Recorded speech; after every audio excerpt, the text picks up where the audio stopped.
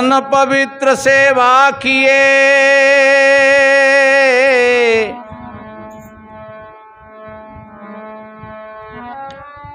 धन पवित्र किए दान, मन पवित्र जब होत है, उदय हो ये गुरु ज्ञान।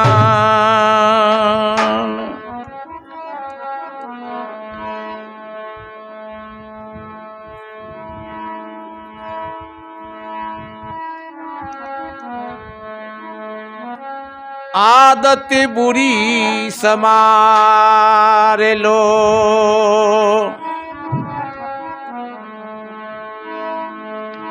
बस हो गया भजन, आदत बुरी सुधार लो, मन की तरंग मार लो, बस हो गया भजन, मन की तरंग मार लो।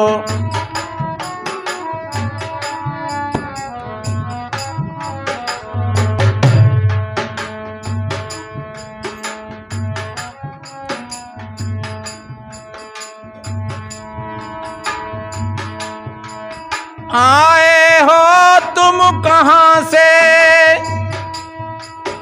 और जाओगे कहाँ,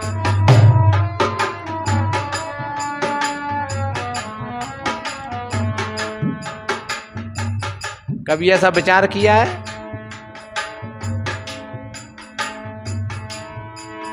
आए हो तुम कहाँ से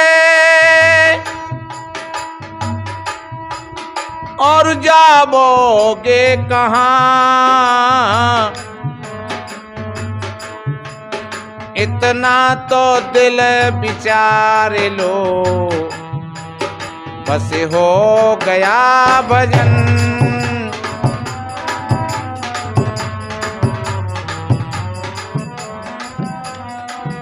इतना तो दिल विचार लो, बस हो गया भजन।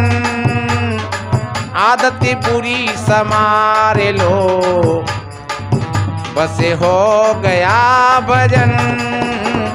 मन की तरंग मार लो,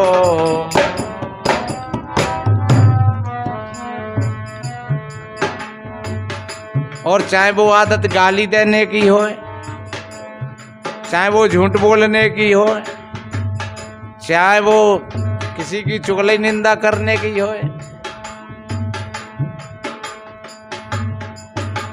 और चाहे वो किसी नशा की हो, सदगुरु कहते हैं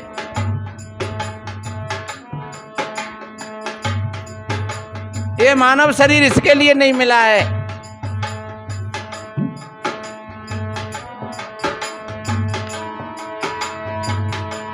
हो नरतन पाई विषय मन देही, पलटी सुधा से सट बीसलेई। ये मानव शरीर ये विषय विलासता के लिए नहीं मिला है, और हमने अमृत का त्याग कर दिया और हम विष का पान करते हैं। इसलिए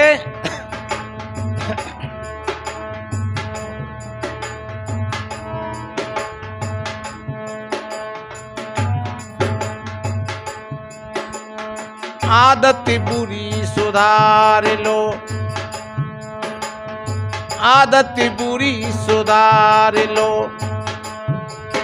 बस हो गया भजन।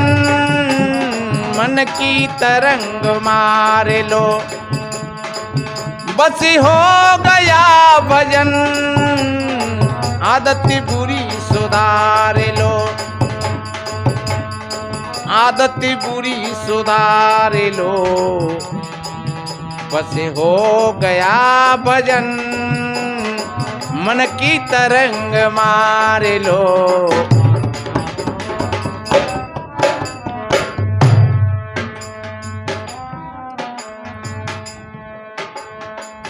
और ध्यान रखो,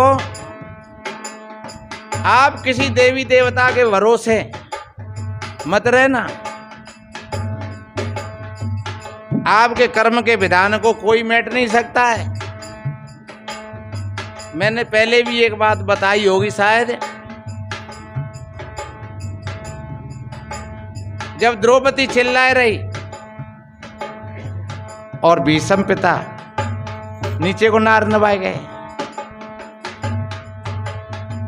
द्रोणाचार्य, इससे तो वो गीधराज कितना बढ़िया था। जब सीता जी की आवाज सुनी तो वो दौड़ पड़ा। उसके हाथ में कोई हथियार भी नहीं था और वो भिड़ गया रावण से, और रावण ने उसके पंख काट दिए। पंख नहीं, उसकी भुजा काट दी। वाल्मीकि रामायण में ऐसा लिखा हुआ है कि गीधराज की भुजाओं को काट दिया और वो तड़प रहा है। लेकिन इसका महत्व कितना है, आगे देखिए चल करके। भीष्म पिता को 18 दिना की नहीं 27 दिना की सरसैया मिली। वो बाणों पर सो रहे हैं और गीधराज राम की गोद में।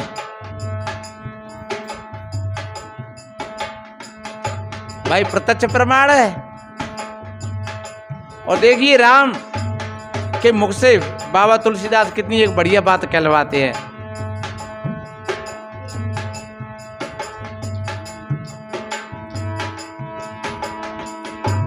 हो जल भरी नैन के रघुराई, तात करम निज देव गति पाई, तात करम निज देखते पाई। मुझे ना कह रहे कि मैं ही कृपा दे, तुमने अपने व्यक्तित्व से, अपने कर्मों के आधार से, और तुमने इस पुरुषार्थ की यज्ञ में और अपने शरीर की आहुति दे दी, अपने प्राणों की आहुति दे दी। धन्य गीधराज। परयत लागित जई जो देही, संतत संत प्रशंसई तेहि।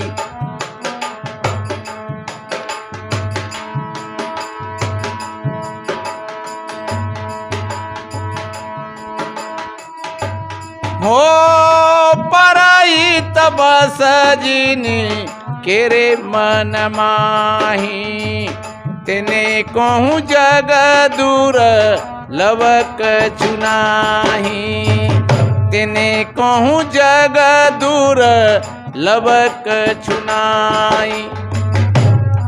कितना बढ़िया ये भी भजन है जो पुरुषार्थ में और अपने शरीर को अपने तन और मन वचन से और पुरुषार्थ में लगा दे। ये सबसे बड़ा भजन है जो दूसरों के दुख में और कूद पड़े, तन से, मन से, धन से, जो हमेशा दीन दुखियों की सहायता करे। ये भजन का ही अंग है। भजन कोई 10-20 मिनट आंख बंद करके कोई माला फेर ले, वो भजन नहीं है, वो एक औपचारिकता है राम नाम जपना और पराया माल ऐसे नहीं।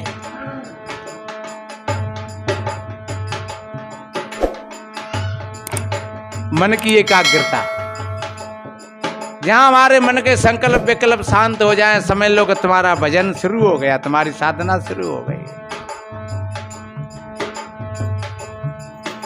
और जितने दुनिया में पुण्य धर्म है रहे हैं अक्सर करके, उनके पीछे स्वार्थ लगा हुआ है। हे पनवेश्वरी माता मैया, तेरी पैदल यात्रा कर रहा हूं, जो प्लॉट बन जाए। अरे तू बनवावे हो तो बन जाएगा, वो मैया का बनवा देगी बेचारी है। ए बनवेश्वर गिरिराज जी महाराज अब कितने भंडारों कर रहे हो, जब पड़ोसी को मकान मुंह पे आ जाए, पड़ोसी बच जाए और जाकर मकान मुंह पे आ जाए। जहां जहां देखो कहीं न कहीं, और इसीलिए कहा है सुर नर मुनि और देवता सात दीप नवखंड, और कहें कबीर सब भोगियां जा दे धरे को, इसीलिए दुखों से पीछा नहीं छूटता है मेरे भाई बहनों। और तुम पुरुषार्थ में अपने चित्त को जोड़े रहोगे तो निश्चिंत रूप से है, अगर धर्म पथ पर तू चलता रहेगा तो सब काम तेरा संभलता रहेगा। अगर तू बनाएगा दूसरों के काम को, तेरा काम सारा बनता रहेगा। और अगर देख करके जलेगा किसी को तो खुद ही जलेगा, हाथ मलता रहेगा। तू दूसरे की उन्नति को कौन होता है रोकने वाला? किसी के पुरुषार्थ को कोई कौन रोक सकता है? इसलिए मेरे बहन भाइयों, पुरुषार्थ में अपने मन को जोड़ दीजिए और आप भजन में शामिल हो गए।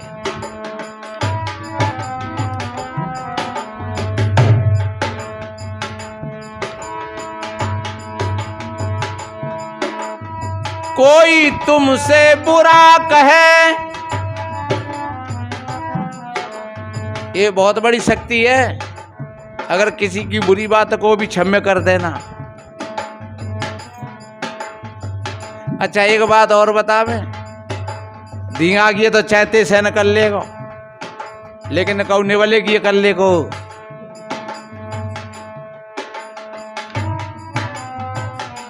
अरे धींगा किए नहीं तो राजी थे, नहीं तो जबरई थे कर ले को, फिर बागो करेगा का है।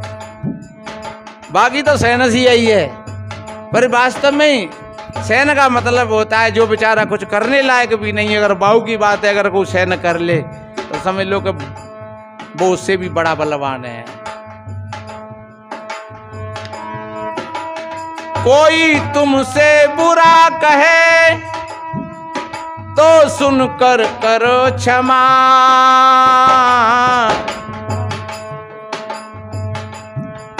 वाणी का सर समार लो, बस हो गया भजन। वाणी का सर समार लो, बस हो गया भजन। मन की तरंग मार लो, बस हो गया भजन। आदत बुरी समार लो, बस हो गया भजन।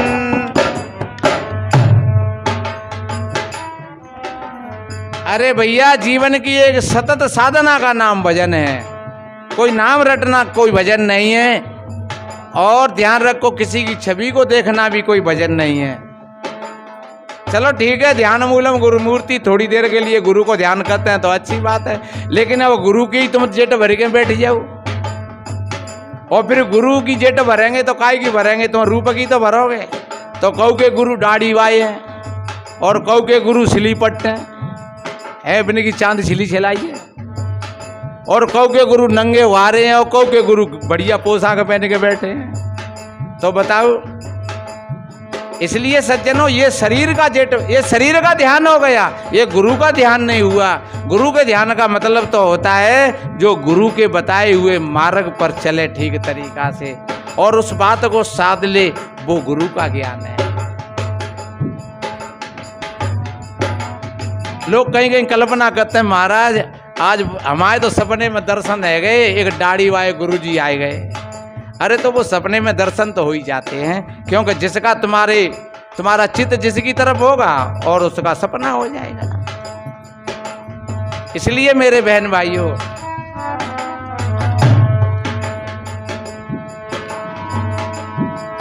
मत मत के बाणियों को मित्र साधु संग में, मत मत के बाणियों को मित्र साधु संग में, सार सार काढ़ लो,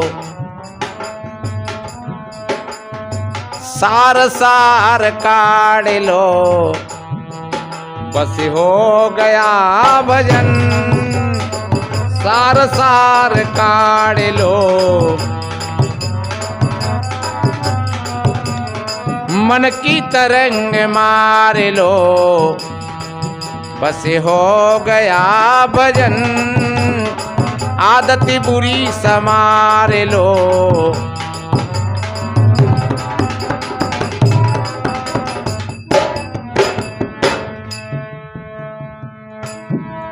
बन जाए तो नेकी,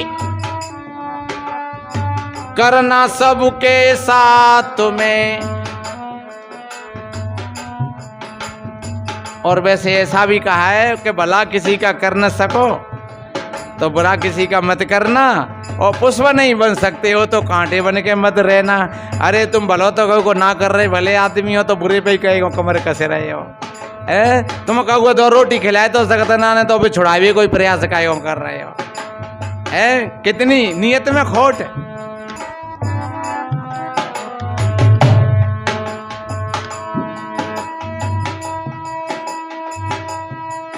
बन जाए तो नेकी, करना सबके साथ में। मत सिर बदी का भार लो, बस हो गया भजन। मत सिर बदी का भार लो, बस हो गया भजन। मन की तरंग मार लो, बस हो गया भजन। आदत बुरी समार लो, बस।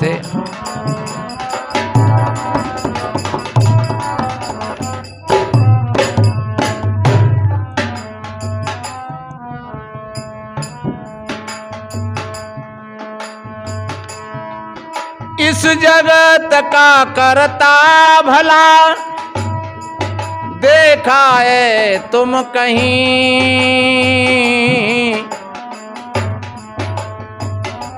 ये कल्पना का खजाना हमने ऐसा ही देखो है। 60-65 साल थे, हमारे बाप ने ऐसा ही देखो, बाबा ने ऐसा ही देखो। हजारों वर्ष का इतिहास है, लेकिन लोग कल्पना करते हैं। एक बार रामपाल जी की टोली आई हमारे यहाँ, और वो कह रहे महाराज कबीर परमेश्वर ने जब रचना करी,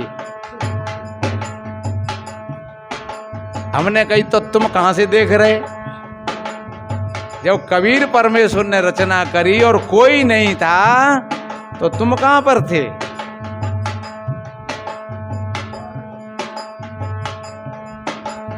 बोले इस बात को तो हमारे गुरुजी बताएंगे। हमने कहा हम तुम्हें ही गुरु मान लेंगे। भाई जब भी रचना कर रहे तो तुम कहां से देख रहे? भाई धरती भी नहीं था, जल भी नहीं था, हवा भी नहीं थी, चंदा सूरज कुछ नहीं था। कबीर परमेश्वरम थे। या कोई कहते हैं कि वो सतपुरुष थे, या कोई कहते हैं कि वो परमेश्वर ही था, परमात्मा था, और कुछ नहीं था। तो और कुछ नहीं था, फिर तुम कहां पर है भैया? ये हमारी कल्पना। और शास्त्रों में अनेकानेक तरह से अपनी अपनी तरीका से इसकी व्याख्याएं करी हैं। गीता में तो भगवान कृष्ण ने ऐसा बोल दिया है, पुरुषम प्रकृति चैव विद्वानादि युवावपि। इस पर आप चिंता नहीं मत करो, ये अनादि है। ये पृथ्वी जल अग्नि वायु पांचों तत्व अनादि हैं। और कहीं कहीं कल्पना करी कि जल ही जल था, पर रामायण में तो एक चौपाई में ऐसा भी कहा है कि जो थल बिन जल रह न सकाई और कोट भांति को करो उपाय। भैया बिना थल के, बिना पृथ्वी के जल तो रह ही नहीं सकता है, कहीं पर रहेगा? तो फिर पृथ्वी होती और जल हुआ तो। और जहां पृथ्वी और जल दो चीज आती तो ध्यान रखो जल में ही आ गए। जो हाइड्रोजन और ऑक्सीजन है वैज्ञानिक तरीका से अगर जल को तोड़ दिया जाता है तो दो विभागों में बट जाता है, एक हाइड्रोजन हो गया, एक ऑक्सीजन हो गया, दो गैस हो गई। तो फिर आग भी है और हवा भी है और पुल तो है ही, तो पांचों चीजें है कि नहीं है गई, और पांचों वे है गई और फिर जानने वाले तुम सो है ही। फिर कौन सी चीजें बनाई भगवान ने, भाई विचार करो। इसलिए ये संसार अनादि है और इसको जानने वाले आप हैं। आपके आत्मा और परमात्मा और परमेश्वर आप से कोई भिन्न नहीं है। अगर आप अपने आप से अलग कहीं खोजेंगे तो तुम भटक जाओगे जंगल में, वो आज तक किसी को नहीं मिला है, ऐसा कोई प्रमाण नहीं है। इसलिए इस जगत का करता भला देखाए तुम कहीं, इस कल्पना को मार लो बस हो गया भजन, कल्पना को मार लो बस हो गया भजन, मन की तरंग मार लो।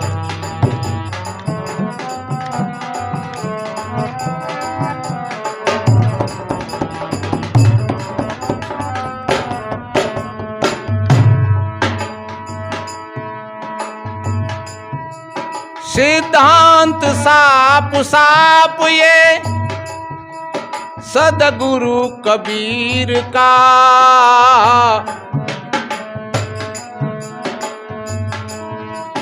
सिद्धांत साफ साफ ये सदगुरु कबीर का,